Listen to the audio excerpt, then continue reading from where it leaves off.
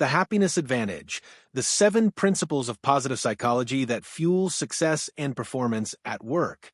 By Shawn Achor. Summary. The Happiness Advantage turns the tables on happiness by proving it's a tool for success instead of the result of it, and gives you 7 actionable principles you can use to increase both.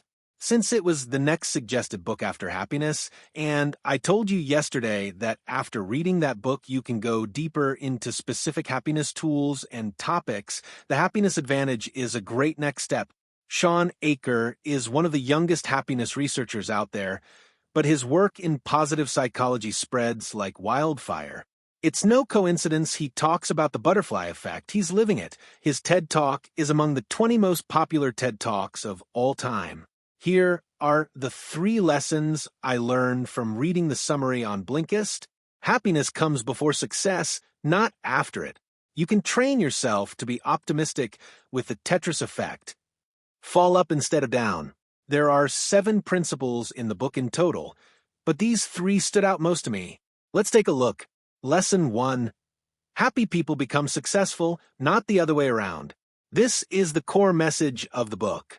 The book quotes a study done by Martin Seligman, the father of positive psychology, where the happiness of 272 employees was monitored over 18 months. Those who were happier before the study achieved more success later on. If you think about it, it makes perfect sense. Instead of trying to become successful so you can finally be happy in the distant future, try to become happy right now so you'll be successful later. Which sounds easier? Making $1 million or increasing your serotonin levels a bit by watching a funny video so you can score better on a math test later today, since serotonin also improves your memory? Of course, this is oversimplified, but being happy is really all about your mindset. You can't always influence what happens to you, but you can change your attitude. For example, research has shown that just anticipating something you're looking forward to, like that funny video, can boost your endorphin levels by 27%. Lesson 2. Train your brain to spot positives with the Tetris effect. I had no clue about this. Really cool. The Tetris effect is what happens when you spend hours on end doing one particular activity.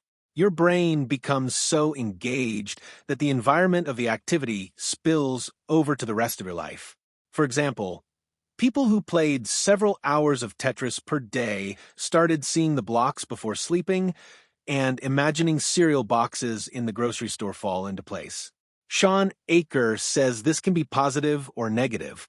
In the case of Tetris, people started optimizing their environment and became more efficient.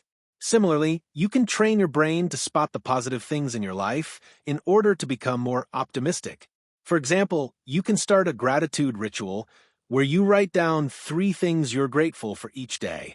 I've done this for 3 years now, and it puts a positive spin on your day, no matter what happened. Lesson 3. Fall up instead of down by using failures as a stepping stone. After each failure, crisis, or catastrophe, 3 possible things can happen. Nothing changes. You're caught in a downward spiral and more bad things follow. You come back stronger than ever before. Obviously, you have to shoot for scenario number 3 as often as possible.